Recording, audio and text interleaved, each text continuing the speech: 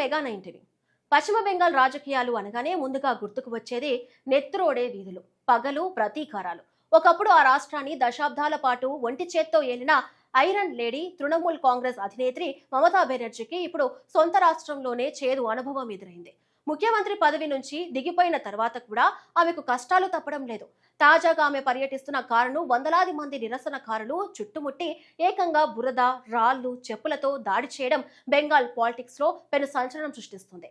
ఒక మాజీ ముఖ్యమంత్రి మీద, అది కూడా పోలీసుల ముందే ఇంత బహిరంగంగా దాడి జరగడం ఏంటి అని దేశవ్యాప్తంగా చర్చ నడుస్తుంది. తన కారుపై పెద్ద పెద్ద రాళ్లు విసిరారని, ఈ రోజు తన తల పగిలి అక్కడెక్కడే ప్రాణాలు కోల్పోయేదానని అంటూ మమతా బెనర్జీ తీవ్ర ఆవేదన వ్యక్తం చేశారు. అయితే ఈ దాడి వెనుక ప్రస్తుత బీజేపీ ప్రభుత్వం కుట్ర ఉందన్న ఆమె ఆరోపణలను సీఎం సువేందు అధికారి అంతే స్ట్రాంగ్ గా తిప్పికొట్టారు. అసలు మమతా కారును జనం ఎందుకు చుట్టుముట్టారు? మమతా బెనర్జీకి సీఎం సువేందు అధికారికి మధ్య రాజుకున్న ఈ కొత్త పొలిటికల్ వార్ ఏంటో ఇప్పుడు చూద్దాం.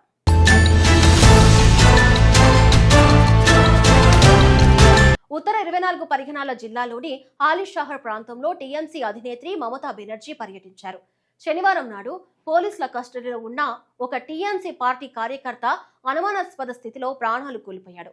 ఆ కార్యకర్త కుటుంబాన్ని పరామర్శించి వాళ్లకు ధైర్యం చెప్పడానికే మమత అక్కడికి వెళ్లారు. కానీ ఆమె కాన్వాయ్ హాలీషహర్ చేరుకోగానే పరిస్థితి ఒక్కసారిగా ఉధృతంగా మారింది. అప్పటికే అక్కడ గుమ్మిగూడిన వందలాది మంది నిరసనకారులు మమతా బెనర్జీ కారును నలువైపులా చుట్టుముట్టారు. దొంగ దొంగ అంటూ ఆమెకు వ్యతిరేకంగా పెద్ద ఎత్తున నినాదాలు చేయడం స్టార్ట్ చేశారు.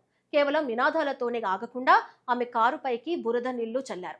పాత చెప్పులు, పెద్ద పెద్ద రాళ్లను విసిరారు. పరిస్థితి అదుపు తప్పుతూ ఉండటంతో భద్రతా సిబ్బంది, పోలీసులు వెంటనే రంగంలోకి దిగి మమతా బెనర్జీ కారు చుట్టూ ఒక రక్షణ వలయం లాగా ఏర్పడి ఆమెను అతి కష్టం మీద అక్కడి నుంచి సురక్షితంగా బయటకు తీసుకువచ్చారు. ఈ దాడి ఘటన నుంచి సురక్షితంగా బయటపడిన తర్వాత మమతా బెనర్జీ తీవ్ర ఆగ్రహంతో ఊగిపోయారు. నేరుగా రాష్ట్ర పోలీసుల వైఫల్యాన్నే టార్గెట్ చేస్తూ ఆమె సంచలన వ్యాఖ్యలు చేశారు. నేను హాలీషహర్ వస్తున్నానని స్థానిక పోలీసులకు ముందుగానే అధికారికంగా సమాచారం ఇచ్చాను.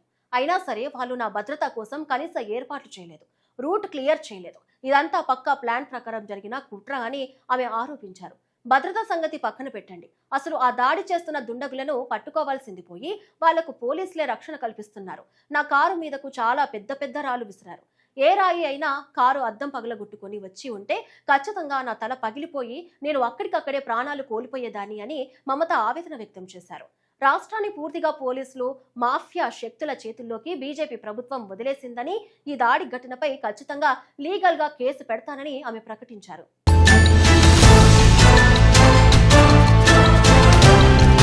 మమతా బెనర్జీ చేసిన ఈ తీవ్రమైన కుట్ర ఆరోపణలపై పశ్చిమ బెంగాల్ ప్రస్తుత ముఖ్యమంత్రి సువేందు అధికారి అంతే స్ట్రాంగ్ గా రియాక్ట్ అయ్యారు. ఈ దాడి వెనుక బీజేపీ పాత్ర గాని, పోలీసుల వైఫల్యం గాని ఏమాత్రం లేదని ఆయన కుండ బద్దలు కొట్టారు. అసలు మమతా కారుపై జరిగిన దాడి ఆమె 10 ఏళ్ల పైచిలుకు పాలనపై ప్రజల్లో రగులుతున్న తీవ్ర ఆగ్రహానికి ప్రతీక అని ఆయన వెటకారం చేశారు. ఆమె సీఎంగా ఉన్నప్పుడు రాష్ట్రాన్ని ఎంతగా దోచుకుందో ప్రజలందరికీ తెలుసు. స్కామ్ల మీద స్కాములు చేసి ప్రజల కష్టార్జితాన్ని లూటీ చేశారు. ఆవిడ అంత దొంగలించడం వల్లే ఇప్పుడు ప్రజలు స్వచ్ఛందంగా రోడ్ల మీదకు వచ్చి ఆమెను దొంగ దొంగ అని పిలుస్తున్నారు. ఇందులో ప్రభుత్వ కుట్ర ఏముంది? జనం కోపాన్ని ఆమె ఫేస్ చేస్తుంది అంతే అని సువేందు అధికారి దిమ్మ తిరిగే కౌంటర్ ఇచ్చారు.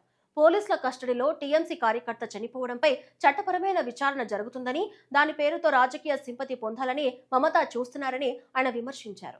ఒకప్పుడు మమతా బెనర్జీకి కుడిభుజంగా ఉండి ఆమె కేబినెట్ లోనే మంత్రిగా చేసిన సువేందు అధికారి ఇప్పుడు అదే మమతా బెనర్జీ మీద ముఖ్యమంత్రిగా ఉండి ఇలాంటి కౌంటర్లు ఇవ్వడం బెంగాల్ రాజకీయాల్లోని మార్పుకు నిదర్శనం. ప్రతిపక్షంలో ఉన్నా సరే మమతా బెనర్జీ ఫైటర్ లాగే పోరాడుతున్నారు. ఈ దాడి ఘటనను టీఎంసీ పార్టీ ఖచ్చితంగా సీరియస్ గా తీసుకుంటుంది.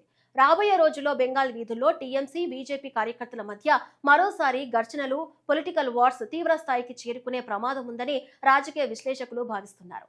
పోలీస్ కస్టడీ, డెత్ ఇష్యూ ఇప్పుడిప్పుడే సద్దుమణిగేలా కనిపించడం లేదు.